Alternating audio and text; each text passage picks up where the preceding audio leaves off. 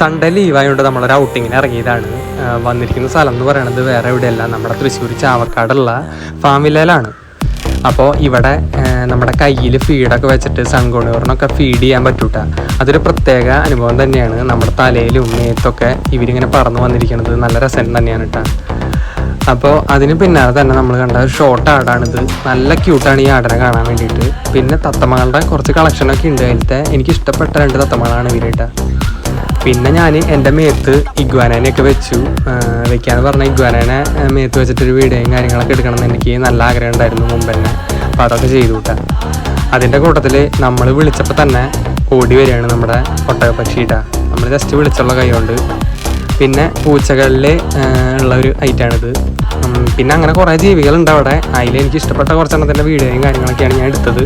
അതിൽ ഡക്കുകളിൽ എനിക്ക് ഇഷ്ടപ്പെട്ടൊരു ഡക്കിൻ്റെ വിഭാഗമാണ് ഇവർ കേട്ടോ. നല്ല ഭംഗിയുണ്ടായിരുന്നു പറഞ്ഞാൽ കാണാൻ വേണ്ടി.